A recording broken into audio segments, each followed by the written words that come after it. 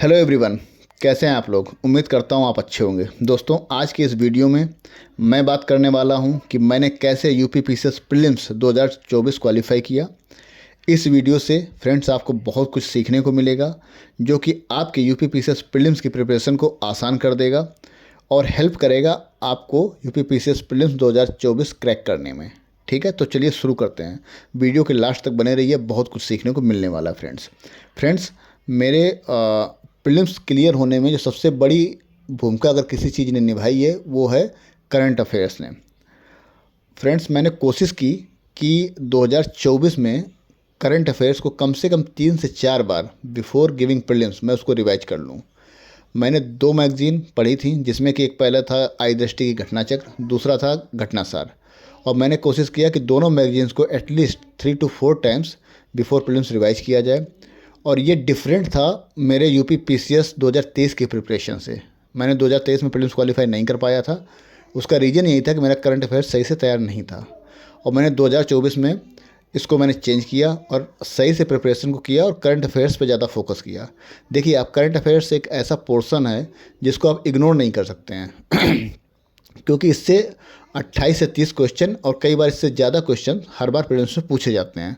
तो इतने major chunk को अगर आपने इग्नोर किया ना तो आप ऑलरेडी आउट ऑफ रेस हो जाते हैं। और दूसरी चीज़, मैं सबसे बड़ी चीज़ आपको बताता हूँ कि उन लोगों को जिनका स्टैटिक अच्छे से तैयार है और उनका करंट अफेयर्स सही से तैयार नहीं है, बट आपका स्टैटिक भले ही थोड़ा बहुत वीक हो, बट अगर करंट अफेयर्स आपने सही से तैयार कर लिया तो ये आपको एडवांटेज देगा और एक एज प्रदान करेगा। ठीक है, और आपकी जर्नी को आसान कर देगा। तो मैं यही कहने वाला हूँ कि आप करंट अफेयर्स पर फोकस कीजिए, जितना हो सके उतना टाइम एलोकेट कीजिए और मेहनत से पढ़िए। और कोशिश कीजिए कि एग्ज़ाम के पहले से, अभी भी 2 महीने बचे हुए हैं, कि एग्ज़ाम के पहले से 3 से 4 बार करंट अफेयर्स को रिवाइज कर लीजिए, दोनों मैगजीन्स को। इन दोनों मैगजीन्स के अलावा पढ़ने के लिए कुछ भी नहीं है, कुछ भी मत पढ़िए। ज़्यादा भटकोगे तो ज़्यादा डाइवर्ट होगे अपने टॉपिक से और अपने उतना ही गोल से दूर होते चले जाओगे। एक आध नंबर के लिए परेशान होने की आवश्यकता नहीं है। 80% to 85% आप करंट अफेयर्स इन दोनों मैगजीन से सॉल्व कर सकते हैं। अगर इन दोनों मैगजीन से सॉल्व नहीं कर पाओगे, आप नहीं कर पाओगे, तो कोई नहीं कर पाएगा। इसका मतलब क्या हुआ? इसका मतलब ये हुआ कि मेरिट ऑलरेडी लो जाएगी, कम जाएगी, कट ऑफ कम जाएगी और आपका प्रीलिम्स क्वालिफाई होगा। ठीक है, परेशान मत होइए। सिर्फ यही 2 मैगजीन पढ़िए, आई दृष्टि पढ़ लीजिए और घटनासर पढ़ लीजिए। बट कोशिश कीजिए कि इन दोनों मैगजीन्स को आप 3 से 4 बार रिवाइज कर लें बिफोर प्रीलिम्स। नेक्स्ट बात करूँगा, सबसे इम्पॉर्टेंट जो एस्पेक्ट रहा था मेरी प्रिपरेशन का वो था कॉन्सेप्ट्स।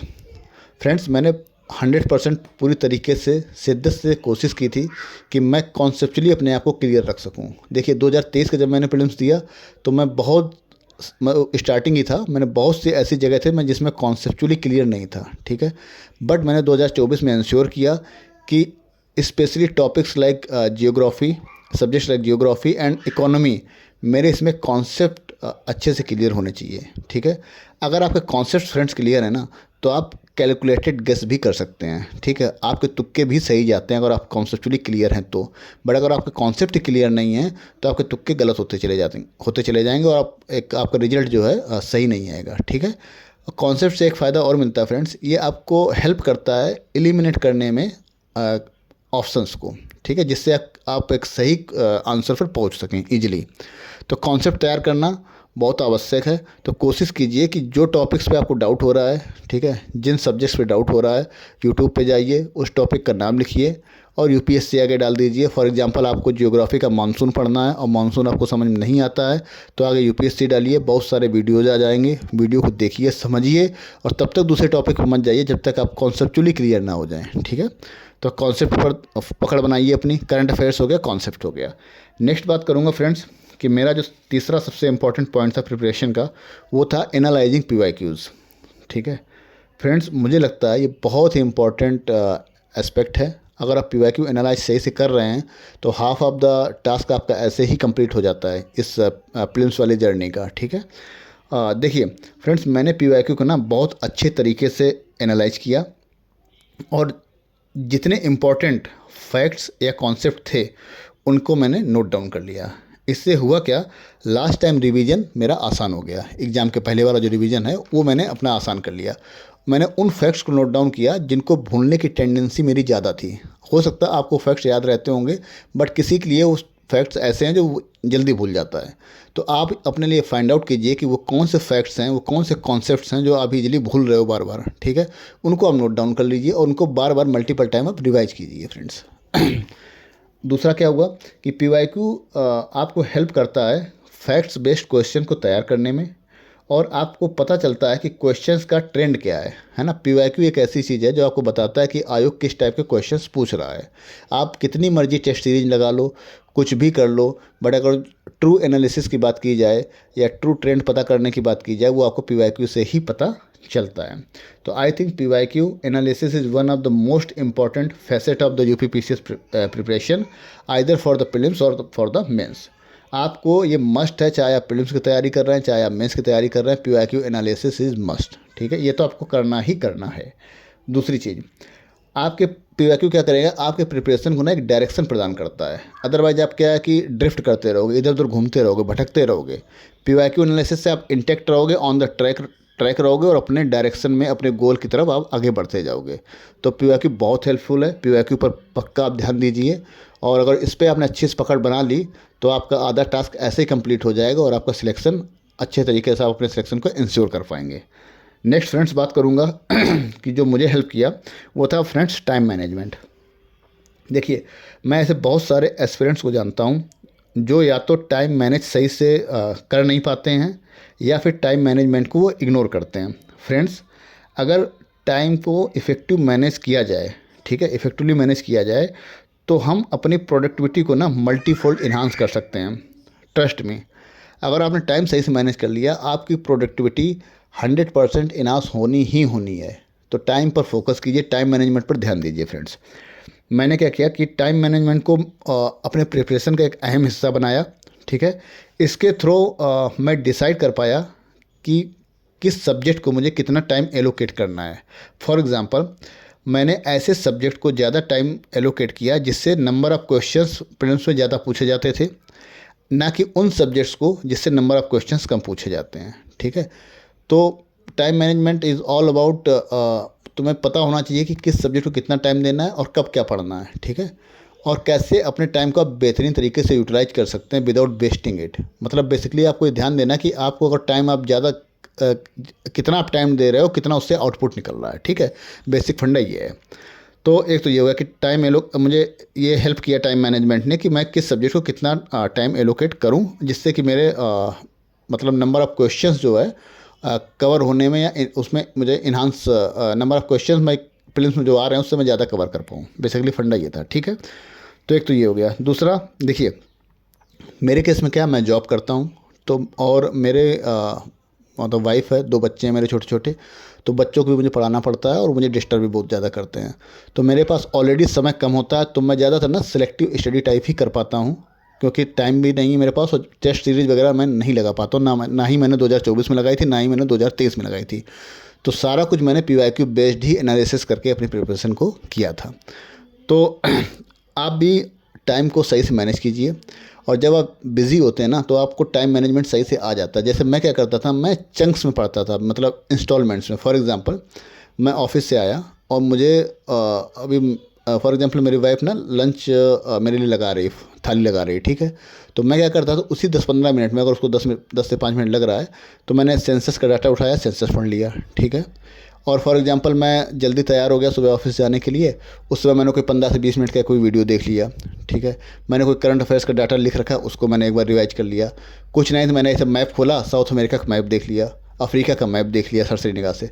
जो आप इंस्टॉलमेंट में पढ़ते हो ना, फॉर एग्जांपल आप ट्रैवल कर रहे हो, आपने एक कोई मैराथन वीडियो लगाया रिवीजन वाला, और उसको आपने रिवाइज कर लिया। एंशिएंट हिस्ट्री को आपने 4-5 घंटे में रिवाइज कर लिया, अगर कहीं आप जर्नी कर रहे हैं। तो अगर आप इंस्टॉलमेंट में पढ़ोगे तो आपकी परफॉर्मेंस मल्टीफोल्ड इंक्रीज होने वाली है, ट्रस्ट में। तो आपने क्या करना है कि लास्ट के जब 2 महीने बचते हैं, जैसे अभी आपके लिए 12 अक्टूबर को एग्ज़ाम होना है, लगभग 2 महीने आपके पास हैं, पूरे 2 महीने हैं। तो अभी आपको आप अफोर्ड नहीं कर सकते हैं कि अपने आप टाइम को वेस्ट करें किसी भी तरीके से, कि आप पार्टी करने जा रहे हैं, आप बर्थडे सेलिब्रेट कर रहे हैं, नहीं करना है आपको ये सब। 2 महीने अपने आप को बचाओ और लॉक कर लो कमरे में, दिन रात मेहनत करो, जी तोड़ मेहनत करो, जितना हो सके उतना मेहनत करो। अगर आप जॉब करते हो तो टाइम फाइंड आउट करने की कोशिश कीजिए ड्यूरिंग वर्किंग आवर्स, जब आप काम पर हैं, जब आप ऑन द ड्यूटी हैं। लंच के समय में जल्दी लंच फिनिश कीजिए, 10 से 15 मिनट दीजिए, जिससे आप कुछ ना कुछ उसमें रिवाइज कर सकें। ठीक है, अपने प्रिपरेशन में आप मतलब एड ऑन कर सकें कुछ ना कुछ। ऐसा नहीं कि आप सुट्टा मार रहे हैं या वहाँ घूम रहे हैं फ्रेंड्स के साथ, ये सब नहीं करना है, अदरवाइज उतना ही अपने आप गोल से दूर होते जाएंगे। ठीक है, तो PYQ एनालाइज करना है, PYQ और टाइम मैनेजमेंट करना है। अगर आपने टाइम सही से मैनेज कर लिया तो मुझे लगता है कि आपकी मतलब जो प्रीलिम्स क्वालिफाई करने के चांसेस हैं वो बहुत ज़्यादा हायर लेवल पे हो जाएंगे। ठीक है, दूसरा लास्टली मैं बात करूँगा फ्रेंड्स मेडिटेशन के बारे में। मैंने रेगुलरली अपने मेडिटेशन रूटीन को फॉलो किया ड्यूरिंग माय प्रिपरेशन, और कोशिश की कि मैं एटलीस्ट 10 से 15 मिनट ना ऑन डेली बेसिस मेडिटेशन को दे सकूं। मेडिटेशन से फ्रेंड्स मैं अपने आप को फोकस्ड रख पाया और स्ट्रेस फ्री रख पाया ड्यूरिंग प्रिपरेशन। और मेडिटेशन एक ऐसी चीज़ है ना फ्रेंड्स, जो आपको फोकस्ड रखने के अलावा ना आपको अपने गोल्स के प्रति कमिटेड रखने में भी हेल्प करता है। And trust me guys, if you keep meditating every day, ठीक है, और ज़्यादा टाइम नहीं, 10 से 15 मिनट भी अगर टाइम आप दे रहे हो ना, डेली 5 मिनट 10 मिनट जितना आप दे सकते हो, सिंपल मेडिटेशन टेक्निक फॉलो करो और डेली मेडिटेशन करना शुरू कर दो। आपकी परफॉर्मेंस ट्रस्ट में मल्टीफोल्ड मैनीफोल्ड इंक्रीज होने वाली है। ठीक है, आपके रिटेंशन कैपेबिलिटी इंक्रीज हो जाएगी। आप जो चीज़ें पढ़ते हो ना उसको आप रिटेन कर पाओगे लंबे समय तक। आप फोकस्ड रहोगे, आपको स्ट्रेस नहीं होगा कि एग्ज़ाम क्वालिफाई होगा नहीं होगा, कुछ नहीं।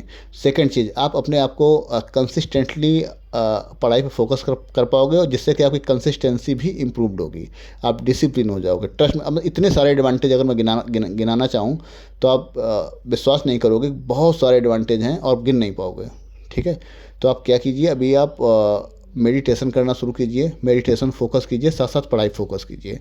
अगर आप 10 से 15 मिनट मेडिटेशन करेंगे, आप उसको वेस्टेज ऑफ टाइम मत समझिए, वो आपके प्रिपरेशन को और मजबूत करेगा। ठीक है, तो एक तो मैंने ये किया था, मेडिटेशन किया, और बाकी टाइम मैनेजमेंट और बाकी चीज़ें मैं आपको पहले ही डिस्कस कर चुका हूँ। ठीक है, इसके साथ साथ फ्रेंड्स आई होप ये वीडियो आपको अच्छा लगा होगा।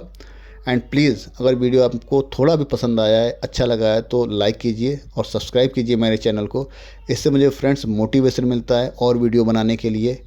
और मुझे नहीं लगता कि आपके इसमें बहुत कुछ जाएगा, 2 से 3 सेकंड लगते हैं सब्सक्राइब करने और लाइक करने में, बट हमारे लिए क्या ना, ये मेरा नया चैनल है और इसको ग्रोथ मिलेगी और मुझे भी एक मोटिवेशन फैक्टर मेरे लिए काम करेगा और वीडियो लाने के लिए। ठीक है, thank you so much for watching this video, thank you.